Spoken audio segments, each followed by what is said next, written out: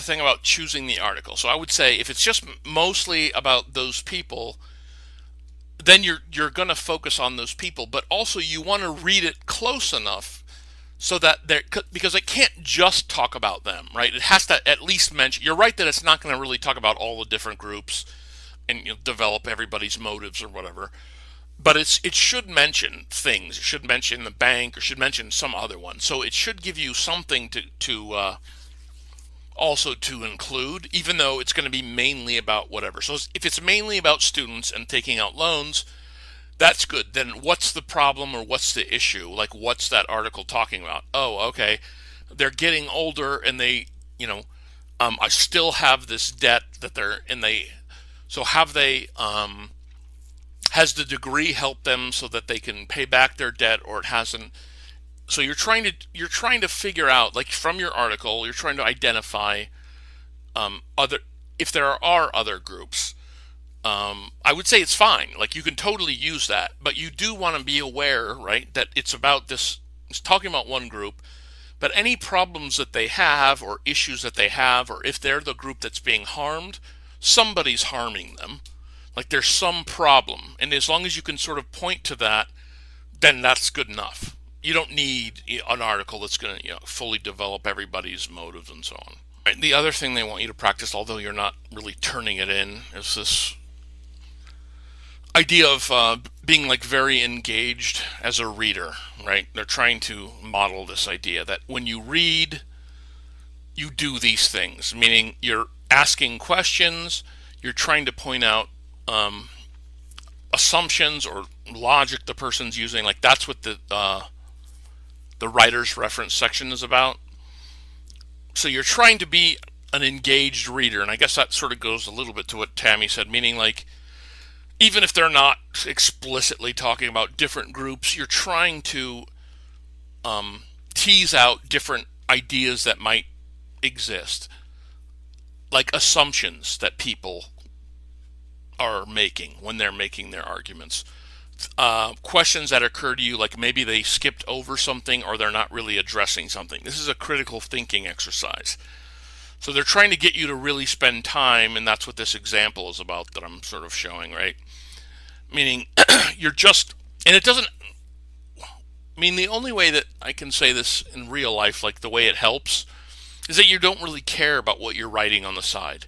They're just thoughts that occur to you, and you're jotting them down, right? Like, it's not you're not in a situation of like giving a right answer or a wrong answer. You're just in the situation of, I'm reading it, and sometimes when you write little things down, it helps you process the information, which I can attest to. That part is, in my mind anyway, it's totally true.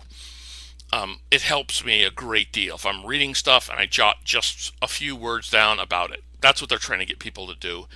Again, the point of this is sort of like my idea for a class like this in general, which is you're improving your thought process, right? You're trying to practice this process of thinking.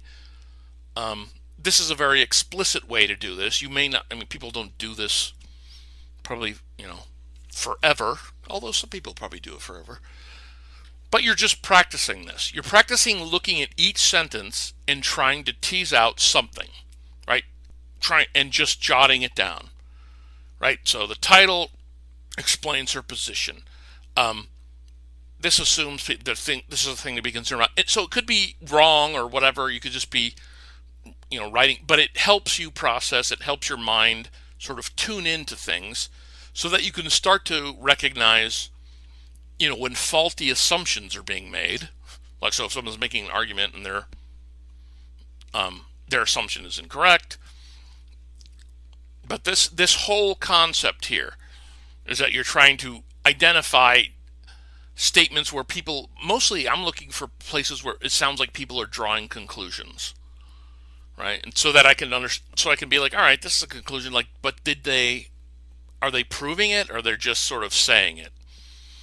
Like this example here. So one glaring reason is that we've become a nation of hyper consumers. Like, all right, says you, the writer, but well, how do I know that? Is that so? This person, right? They write true? Question mark. Just because, like, all right, that's a pretty big statement, and how do you, I'm supposed to trust you or whatever. It's just that's the critical thinking. You're sort of like going through and like pointing out whether that ends up mattering or not. You know, not a huge point. But anyway, so that's what the writer's reference is doing to do, and it's a worthy exercise to do. So if you have your article, you're reading through your article as you read, you're just jotting stuff down. That's all. I mean, it's not an official assignment as far as I'm concerned, but or no anyway. But that's what the whole theory is, at least for the writer's reference part of this week. And just you write stuff again. You could be completely wrong or misinterpreting it or whatever, but that's the way you train your mind to do this automatically. And in my mind, the idea is that you practice this very explicitly by writing words and so on, and then eventually you're reading, an opinion piece, and your mind's doing it automatically. It's questioning this, it's looking for evidence for that, and so on.